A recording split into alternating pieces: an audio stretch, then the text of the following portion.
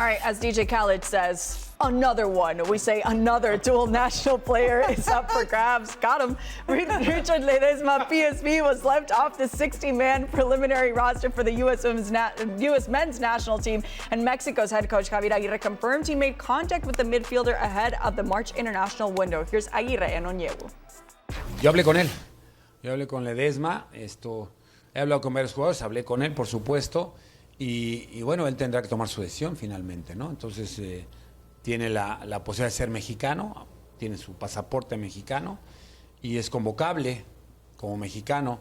No lo metí en la lista de 60 porque de momento no lo tenía tan claro. Y una vez que hablé con él, pues vamos a ver qué sucede de aquí cara al futuro. Él tendrá que tomar su decisión, claro. ¿Qué condiciones tiene que podría aportar? Bueno, él para es polivalente. Es polivalente. Él le arrancó en New York de 10, de enganche. Lo fichan de Europa y lo ponen de lateral. Ha aprendido hasta de contención, de pivote. Su polivalencia y su nivel competitivo lo hacen valioso, sí. One of the names that people were surprised to not see on the list is Richie Ledezma. What were those conversations like? Were there any conversations? You know, I don't speak on the player pool. That's the coach's conversation. And, you know, obviously we have talented players all across the world, and we're identifying and we're monitoring them. And obviously Richie is a talented player playing at a top club. And so for me, it's not my place to speak on the selections of the player pool. I think that's more for the coaching staff. But from a federation standpoint, and we've seen that battle also now with other national teams, and with Mexico in particular, when it's a player that has those options, how does the federation go about it? You know, the federation, and this is a fun fact, in our youth national team pool, we have over 65% of our youth pool that have multiple passports. So this is not a one-off. You know, a lot of our players on the senior team have multiple passports as well, and this is a growing issue, not just in America, in other countries as well. So we obviously identify our talent. We know that a lot of players have the option to play at different nations, and this is something that we're ongoing and monitoring as we proceed. Thanks to Katia Castorena for bringing those interesting conversations. Can the U.S. men's national team afford to lose someone like Richie Ledezma? Well, according to Tom Bogert of Give Me Sport, MLS Insider, U.S. Soccer Pochettino spoke to Ledezma and told him they don't see him as a right back. They see him as a central midfielder. And right now, there's a lot of players in those central attacking positions anywhere in that front line, because as you well know, Richie Ledezma, when he came back to New York City FC, he was playing as an attacking midfielder, he was playing on the right, he was playing anywhere in an offensive position. There's some very good players in front of him there. So he goes into a position right now, right back, where at PSV at that level he's done very well.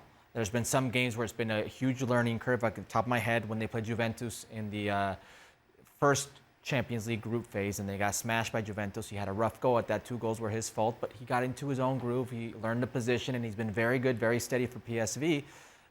But in the outside back position right now for the States, well, people are anxiously waiting for Sergiño Dest to come back. Sergiño just started coming back. He's just training right now. Joe Scally has been a standout in the Bundesliga for quite some time. You look at Joe Scally's minutes played and how consistent he's been for U21 players, U22 players around the globe. He's up there with the best of them, and he's been a consistent starter on a Bundesliga team for quite some time. He's steady, firm number 2. So if Richie Ledezma wants to be a 3 option, 4 option, I guess say, no, that's where I want to be. But you have a situation right now because, as Oguchi Onwe, you mentioned, so many of the youth prospects have multiple passports where you can go to a program that I think could ill afford to miss out on a quality player, that I think could ill afford to miss out on a player in a position that's not established. You look at the Mexican national team in the right back position, I'll throw some names out. You tell me if one of those has stuck, if one of those has made that position his own. Jorge Sanchez, Kevin Alvarez, Julian Araujo, Alan Mozo.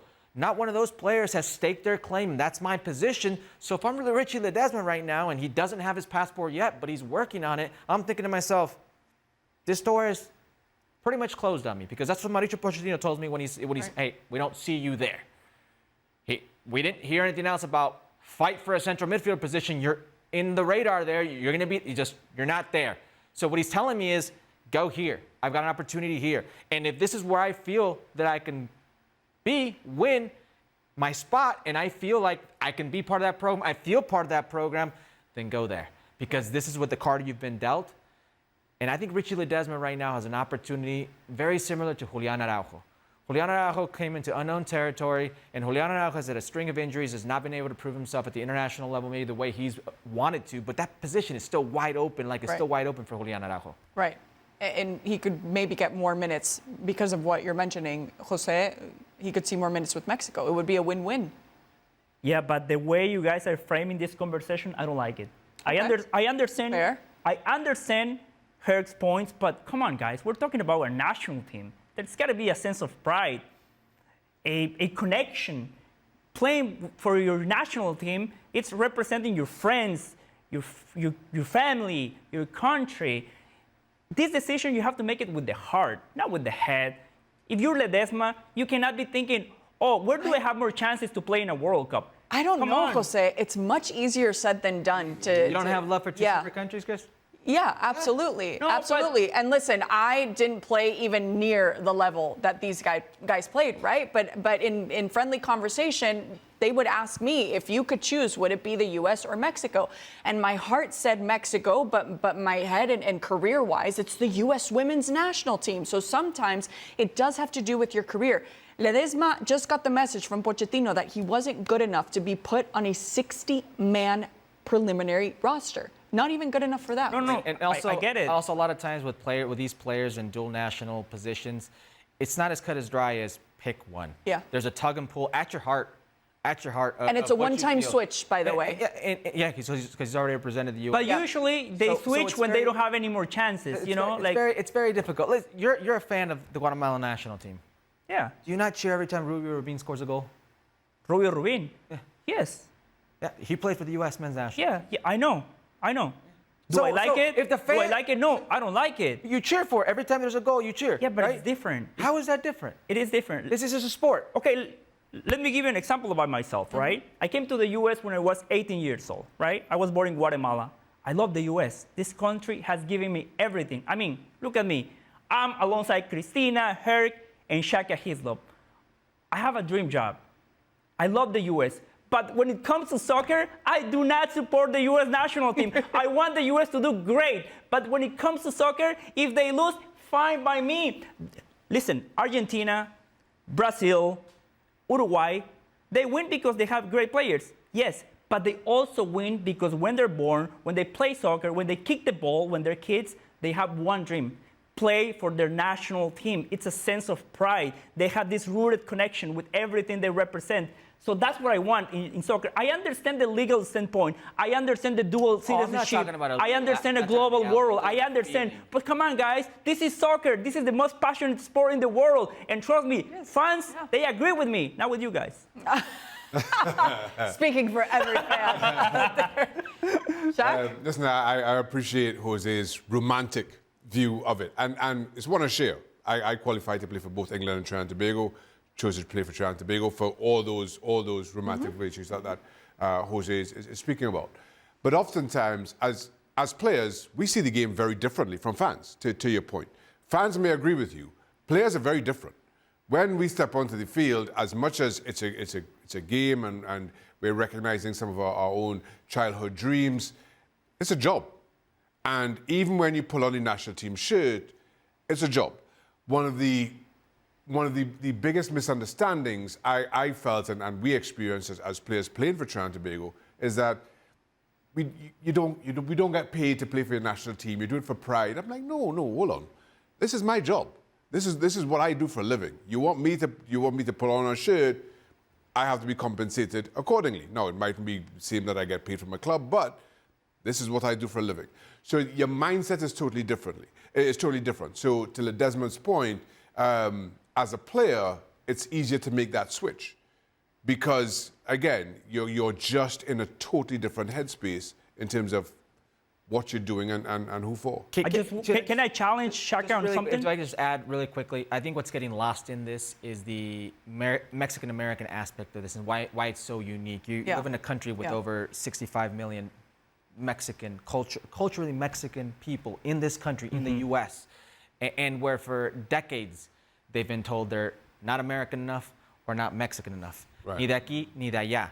So it's always been this constant longing and need of belonging and being told this isn't where you belong. So it's so much more delicate than you were born here, you represent here. You're a Mexican family, you represent there. Each situation is unique. I've come across in my time hundreds, if not thousands of kids where their family is split. U.S. men's national team fans, U.S. women's national team fans, Mexico fans. Their parents one way, them another, their siblings one way, them another. It's a constant need of validation to everybody else but yourself. So forgive me if these kids are making a business decision on two countries they love. I just wanted to challenge Shaka on something. I did not play like you guys, and I get that, but you said it's your job. At the club level, I get it. Like, for example, if you play for Barcelona and next year you play for Real Madrid, I'm not going to criticize you for that because, like you said, your priority has to be your career. You have to provide for your family. It's a business decision. I argue with fans when they say, oh, it's a mercenary. No, it's not. It's a business decision. But Shaka, you don't get paid when you play for your national team. Yeah, you do. No, you can get per diem, endorsements, Oh, you get paid sponsors. very well. No, Oh, you get paid very well. No. Yes, trust me. When I played for the U.S. men's national team, every winner World Cup qualifier was $17,000 in my bank account. that's a per diem because the U.S. That's not a per U.S. Soccer Federation makes such a good. money. That's what national team soccer, international soccer is around the world, and why? Because it's such a business, and this is what it is, and this is why Shax is absolutely right because you get paid a salary. But if you get hurt with the national team, I've had situations where the club team doesn't want to pay for the operation. FIFA will pay for it. I had a situation where I tore my knee up and the club, for the national team, my club team didn't want to pay for it. I had to pay for it. That's $15,000 out of my own pocket because the club team didn't want to pay for it because I got hurt with the national team. How much money were you getting for the U.S. national team? 17K? I think it was $17K per time we won. Ask your colleagues in Central America, in the Caribbean. Like the U.S. is a different example. No, the rest of the world. Now you're This is the thing. This is when you're saying there's classifications to certain national teamers and only that applies to them and not to the others. In terms of money, then there is a classification. But the feeling, because it's the same thing. Oh, exactly. That's my point. The feeling. Okay. Yeah, it's a very personal decision. I will say that. It's a very, very personal decision, Shaq, whether you want to decide with your heart, whether you want to decide on the business side of it. And you kind of do have to be a little bit cold-hearted sometimes with those decisions. I never criticize anybody, whatever decision. Exactly. Because it's personal, and I can't put myself in their shoes. I can't live their experiences, whatever that may be. As you talk about, I was born in England, and even playing for Trinidad and Tobago, I would often get the criticism, well, you're not really from Trinidad and Tobago because you were born in England. Moved to Trinidad and Tobago when I was 2. That aside, so I sympathize with a lot of those arguments and a lot of these sentiments that players who are faced with that criticism have to endure, because throughout the entirety of my career, I felt, my international career, I felt that was unjust. I never saw myself as anything but that was a criticism from people who wanted to say otherwise. My wife is also from Trinidad and Tobago. We try to raise our kids understanding where we're from, understanding their culture of Trinidad and Tobago, even though they've never lived there. And now if my kids go on to represent Trinidad and Tobago, people will say, well, they're not really from Trinidad and Tobago because they lived in the US. And my wife and I have made it our life's work to make sure that they understand their culture, our culture, what they're born into and what they represent. Right. So I just make that point that it really is not cut and dry. Yeah. There's many layers to it, and as a result, I do not criticize anyone for whatever decisions they make. Right. And by the way, he's not made a decision. We still have not heard from the player. Yeah, exactly. That's to be decided. My parents raised me exactly how you were raising your kids as well. Very Mexican household at the end of the day. It's always a really interesting conversation. We do want to remind you what's coming up this weekend. Go Ahead Eagles faces PSV Saturday, 12:45 p.m. Eastern on ESPN+.